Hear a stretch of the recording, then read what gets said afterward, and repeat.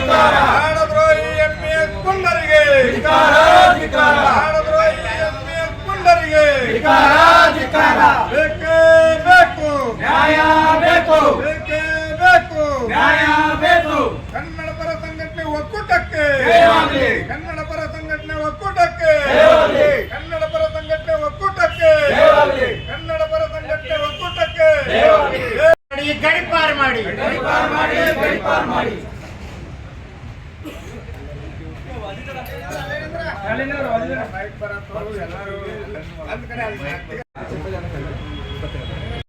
ಇಪ್ಪತ್ತೆರಡನೇ ತಾರೀಕು ದಿನ ಕರ್ನಾಟಕ ಬಂದ್ ಬಂದ್ ಬಂದ್.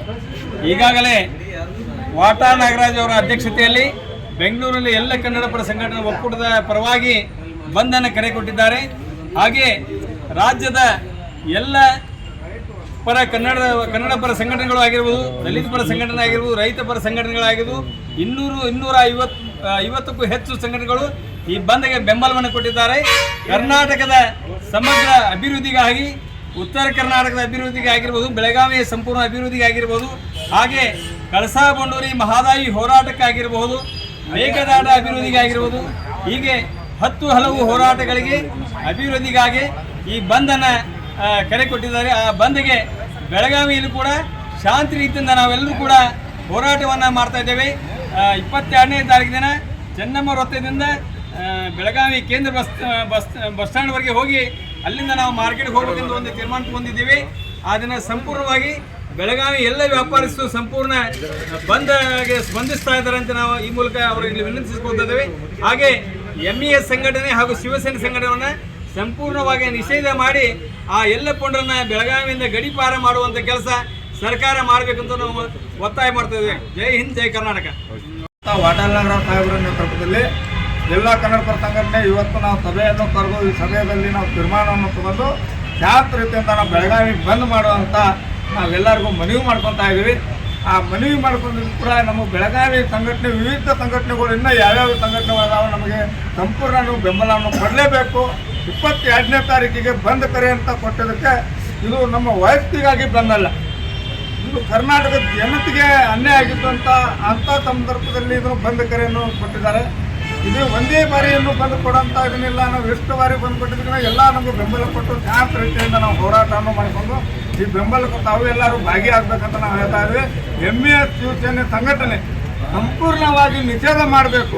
ಈ ನಿಷೇಧ ಮಾಡಲಿಕ್ಕೆ ಸರ್ಕಾರದಲ್ಲಿ ಹಾರಿಸಿ ಬಂದಂಥ ನಾವು 4 ದಿನದಲ್ಲಿ ಎಂಇಎಸ್ ಸಂಘಟನೆ ನಾವು ಬ್ಯಾನ್ ಮಾಡ್ತೇವೆ, ನಿಷೇಧ ಮಾಡ್ತೇವೆ ಅಂತ ಮಾತನ್ನು ಕೂಡ ಕೊಟ್ಟಿದ್ರು. ಇನ್ನಾದರೂ ಸರ್ಕಾರ ಆ ಮಾತನ್ನು ತಮ್ಮಲ್ಲೇ ನಡೆದುಕೊಂಡಿದ್ದಾರೆ. ಹೊರಗೆ ಬಿಟ್ಟು ಅದನ್ನು ನಿಷೇಧ ಮಾಡುವಂಥ ಅವರಿಗೆ ಇದನ್ನೇ ಇಲ್ಲ. ಇದು ಬರ್ತಾ ಎಂಇಎಸ್ ಕೊಂಡಾಟ ಮತ್ತು ಜೋರಾಗ್ತಾ ಇದೆ. ಆ ಜೋರು ನಡೆಯುವಂಥ ಮತ್ತು ಇದು ಬೆಳಗಾವಿಯಲ್ಲಿ ಬೆಂಗಳೂರಿಂದ ರಾಜ್ಯಾದ್ಯಂತ ಜನ ಬೆಳಗಾವಿಗೆ ಬರುವಂಥ ಭಾಳ ದೊಡ್ಡ ಸಮಸ್ಯೆ ಆಗಬೇಡ್ದಂತ ನಾವು ಕನ್ನಡ ಪರ ಸಂಘಟನೆ ಇವತ್ತಿಂದ ನಾವು ತೀರ್ಮಾನ ತಗೊಂಡು ನಾವೇ ಏನಾದರೂ ಇನ್ನು ಮುಂದೆ ಅವ್ರನ್ನ ಬಗ್ಗೆ ಬಿಡುವಂಥ ಕೆಲಸ ನಾವು ಮಾಡಬೇಕಂತ ಇವತ್ತಿನ ತೀರ್ಮಾನದಲ್ಲಿ ನಾವು ನಡೆಸಿದ್ದೇವೆ. ಮಹದಾಯಿ ಆಗಿರ್ಬೋದು, ಕಳಸಾ ಬಂಡೂರಿ ಆಗಿರ್ಬೋದು, ಇದನ್ನು ಜಾರಿಗೆ ತರುವಂಥ ಕರ್ನಾಟಕ ರಾಜ್ಯ ಸರ್ಕಾರ ಆಗಿರ್ಬೋದು, ಕೇಂದ್ರ ಸರ್ಕಾರ ಆಗಿರ್ಬೋದು, ಮಹದಾಯಿ ವಿಚಾರವಾಗಿ ಇನ್ನಾದರೂ ಕೂಡ ನೀವು ಮಾತಾಡ್ತಾ ಇಲ್ಲ. ಅದನ್ನ ಏನಾದರೂ ಅರ್ಧ ಕೆಲಸ ನಡೆದಿದೆ, ಅದು ಮಹದಾಯಿದ ಬಗ್ಗೆ ಹಂಗೆ ಉಳಿದ್ಬಿಟ್ಟಿದೆ. ಅದಕ್ಕಾಗಿ ಈ ಬಂದ್ ಕರೆಗೆ ಬೆಳಗಾವಿ ರಾಜಕಾರಣಿ ಸಂಪೂರ್ಣವಾಗಿ ನಿಮ್ಮ ಬೆಂಬಲವನ್ನು ಕೊಡಬೇಕು. ಇಲ್ಲಾಂದ್ರೆ ನೀವು ಮುಂದಿನ ತೀರ್ಮಾನದಲ್ಲಿ ನೀವು ರಾಜಕಾರಣಿ ಓಟ್ ಯಾವ ರೀತಿ ಬೇಡಕ್ಕೆ ಬರ್ತೀರಲ್ಲ ಅವಾಗ ನಾವು ಕನ್ನಡಿಗರು ಎಲ್ಲರೂ ಕೂಡ ಕನ್ನಡ ಪರ ಸಂಘಟನೆ ನಿಮ್ಮ ಪಾಠವನ್ನು ಕಲಿಸ್ಬೇಕಂತ ನಾವು ಹೇಳ್ತಾ ಇದ್ದೀವಿ. ವಕೀಲರ ಸಂಘ ಅವರಲ್ಲೆಲ್ಲ ಮನವಿಯನ್ನು ಮಾಡಿದ್ದೇವೆ. ಒಂದು ದಿನ ಬೆಳಗಾವಿಯನ್ನು ಬಂದ್ ಮಾಡುವುದರ ಮುಖಾಂತರ ಏನು ಎಂಇಎಸ್ ಗುಂಡಾಟಿಕೆ ನಡೀತಾ ಇದೆ, ಕಾನೂನು ಸುವ್ಯವಸ್ಥೆಯನ್ನು ಹಾಳಾಗ್ತಾ ಇದೆ. ಈ ಕಾನೂನು ಸುವ್ಯವಸ್ಥೆ ಹಾಳಾಗಬಾರ್ದು ಅಂತ ಹೇಳಿದರೆ ನಮಗಿರುವಂಥದ್ದು ಒಂದೇ ಒಂದು ದಾರಿ, ಎಂಇಎಸ್ ಮತ್ತು ಶಿವಸೇನೆಯನ್ನು ನಿಷೇಧ ಮಾಡಬೇಕು ಮತ್ತು ಏನು ಗುಂಡಾವರ್ತನೆಯನ್ನು ತೋರುವಂಥ ವ್ಯಕ್ತಿಗಳನ್ನು ಗಡಿಪಾರು ಮಾಡಿದರೆ ಬೆಳಗಾವಿ ಸುರಕ್ಷಿತವಾಗಿರ್ತದೆ. ಹೀಗಾಗಿ ದಯವಿಟ್ಟು ಎಲ್ಲ ಕನ್ನಡಿಗರು ಕೂಡಿ ಬೆಳಗಾವಿಯಲ್ಲಿ ನಾಳೆ 22ನೇ ತಾರೀಕು ಸಂಪೂರ್ಣ ಬಂದ್ ಆಗ್ತಿತ್ತು. ಯಾಕಪ್ಪ ಅಂದರೆ ಈ ಪೊಲೀಸ್ ಸಿಬ್ಬಂದಿ ಆಗಲಿ ಯಾರೂ ಆಗಲಿ ನಮಗೆ ಬೆಂಬಲ ಕೊಡಬೇಕು, ಎಂಥ ಬಿಸ್ನೆಸ್ ವ್ಯಕ್ತಿಗಳಾಗಲಿ ಬೆಂಬಲ ಕೊಡಬೇಕು, ಎಲ್ಲ ಸಂಪೂರ್ಣ ಬೆಂಬಲ ಕೊಡಬೇಕಂತ ನಮಗೆ